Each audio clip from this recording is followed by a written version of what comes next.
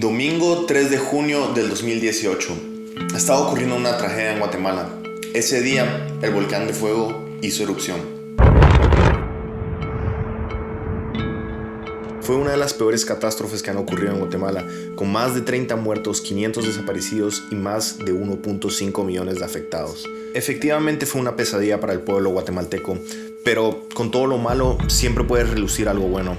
Y se pudo ver la solidaridad de muchas personas. Muchos guatemaltecos empezaron a ayudar en cualquier cosa que pudieran, desde víveres y ropa, donaciones, campañas de ayuda de recaudación de fondos, hasta eventos para la causa. Personalmente me impactó mucho esta noticia, ver a estas familias sufrir de una forma que no merecían, y lo único que yo podía hacer es donar dinero y esperar que ese dinero se usara para una buena causa, porque había lugares donde estaban robando el dinero y sí, muchas de estas cosas estaban pasando, pero no nos vamos a centrar en esto porque es un video positivo. Decidí que ayudaría de otra forma, y ahí es cuando pensé en crear el documental, para que las historias de estas personas que se hayan olvidado con el tiempo tuvieran una voz, para que se contaran y que después de 3 años las personas supieran que ellos siguen luchando aquí día a día.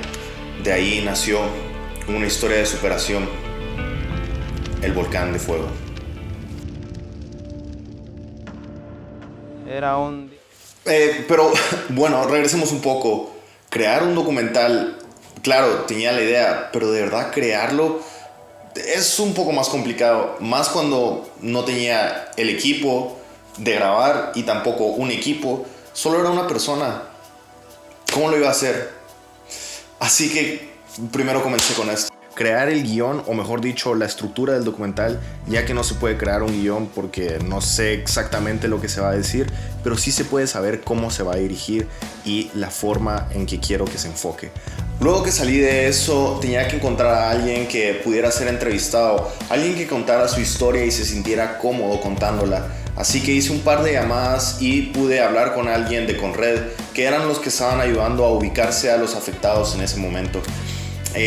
Y por suerte me dijo esto. Necesitabas grabar un documental en el área de la zona cero, sí, y que por lo menos necesitabas una persona para que pudiera entrevistarlo. Sí. Eso fue lo último, pero vos me decís que ¿qué te puedo apoyar?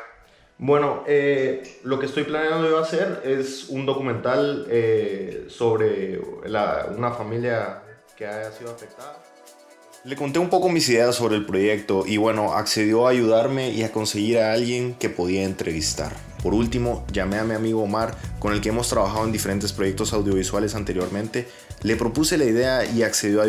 Un problema menos del que me tenía que preocupar, y ya tenía equipo de rodaje. Así que con todo listo, ya tenía todo preparado.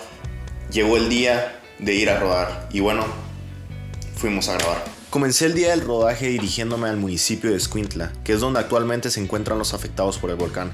Cuando llegué, me encontré con César, que fue con el que hablé por teléfono y el que me ayudó a contactar con el entrevistado. Antes de conocerlo, César me explicó un poco sobre la situación de los afectados y también me mostró los albergues donde vivían los afectados antes de ser reubicados a el proyecto La Dignidad. O sea, imagínate aquí instaladas 5 personas, ¿no? Una familia entera. Una familia entera. A cambiarte a un lugar donde ya tenés tus 2 cuartos. Para cada persona. Para cada persona. O sea, son 2 cuartos, es una casa con dos habitaciones. ¿A vos? Un baño con ducha. Y este no tenía baño. No tenía baño. Ajá. Y un área donde está sala, cocina y comedor. ¿Vos? Y tiene una pila atrás también. Atrás tiene pila, tiene baño y adentro tiene un lavaplatos. Vamos a visitar también una casa de esas para que te des cuenta. Después de explicarme un poco sobre el proyecto, llegó el momento de conocer al entrevistado.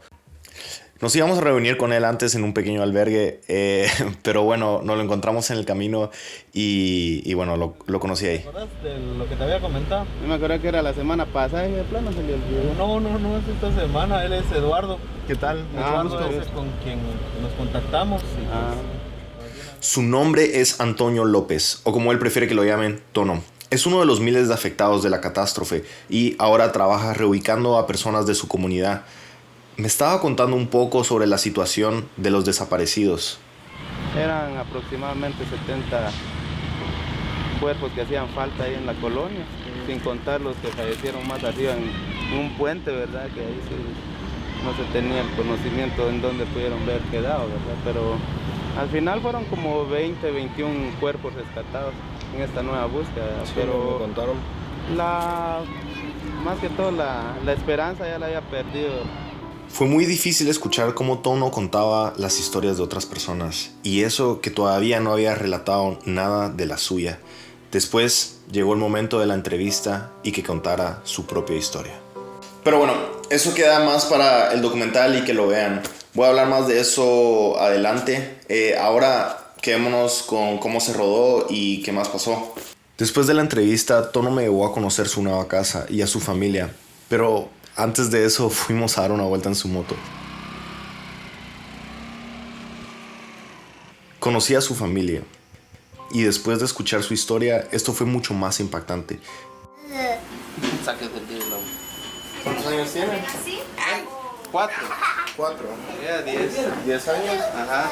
Y Él es el que va a cumplir 7 años. Sí. Verlos después de este testimonio tan fuerte que dio Tono fue algo doloroso.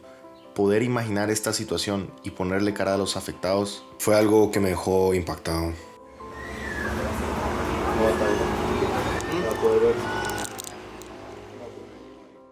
Al siguiente día fuimos a ver las zonas afectadas por el volcán. Me contaron sobre el puente que fue afectado, fue destruido y donde muchas personas fallecieron.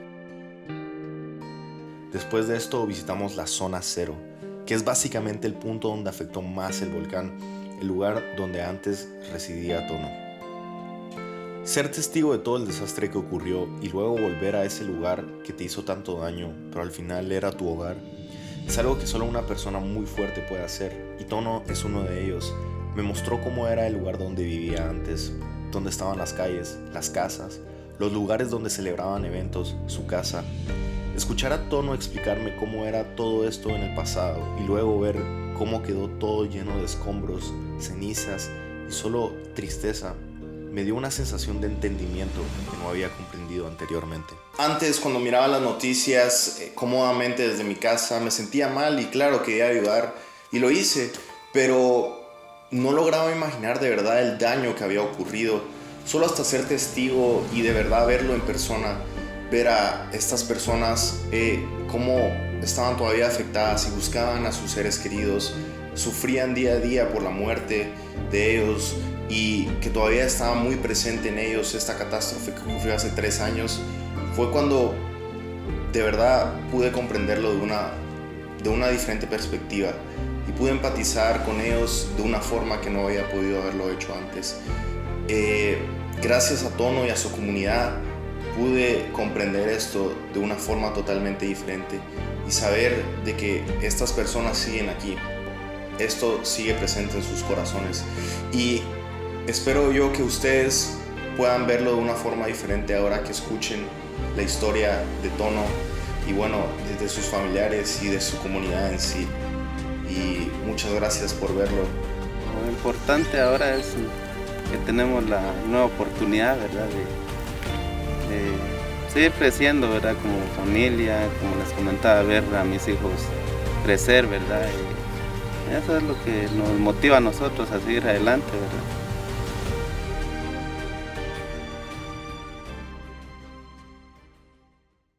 Solo quería decir antes de que terminara el video, el documental todavía no está subido a ninguna plataforma y es muy posible que no lo suban un buen tiempo, pero es porque lo quería subir a festivales, quería mandarlo a diferentes partes del mundo para que también las personas de diferentes países conocieran esta historia.